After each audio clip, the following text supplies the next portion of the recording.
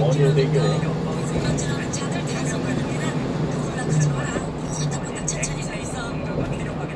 그렇다면 우주에 존재하는 그 다양한 액체들 중에서 왜 하필 물일까를 생각해 볼 수가 있는데요. 흔히 천문학자들이 물을 중요하게 생각한다고 하면 이런 비판을 하실 때가 있어요. 지구 생명체만 보고 생각하는 고정관념 아니냐.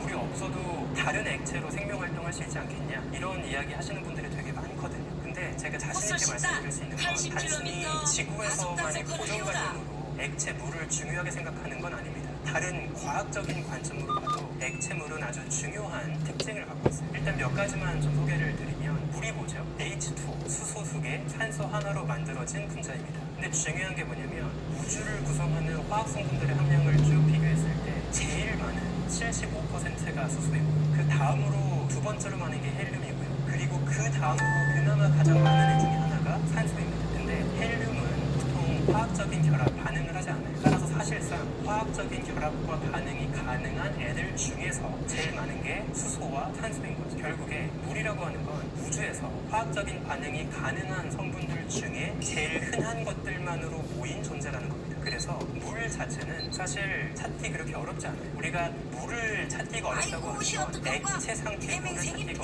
어려워. 기체나 고체로 얼어있거나 증발한 상태의 물은 우주에 되게 많이 있습니다. 일단 첫 번째, 우주에서 그다지 구하기가 어렵지 않은 물을 생명활동의 재료로 선택하는 건 우주에 살고 있는 생명체들이라면 아마 지극히 당연한 선택이지 않을까 이런 생각을 할 수 있는 거죠. 그리고 몇 가지만 좀 더 중요한 성질을 말씀을 드리면 물은 굉장히 높은 온도에서도 증발하지 않고 액체로 버틸 수 있습니다. 생각해보시면 물에 끓는 온도가 몇 도죠? 100도예요. 100도면 상당히 높은 온도거든요. 90도, 80도가 돼도 물은 다 증발하지 않습니다. 보글보글 끓으면서 그냥 액체로 존재하고 있죠. 반면에 다른 분자들을 생각해 보시면 이미 상온에서 다 기체가 되어 있습니다. 산소며 질소며 이런 것들 우리가 액화시키려면 진짜 실험실에서나 만들 수 있는 아주 낮은 온도가 필요하죠. 근데 물은 꽤 높은 온도에서도 증발하지 않고 액체로 버티고 있다는 겁니다. 이것은 액체 상태로 존재할 수 있는 범위가 되게 넓다. 어떤 별에서 떨어져서 그 행성 표면에 액체 바다가 존재하려면 적당히 차갑지도 않고 뜨겁지도 않고 적당한 온도가 주어져야 할 텐데 만약에 산소나 질소 같은 진작에도 날아가 버리는 성분을 가지고 바다를 만들겠다라고 하면 별에서 한참 멀리 벗어난 거리에서만 가능할 수밖에 없겠죠. 그런데 물 같은 경우에는 충분히 높은 온도에서도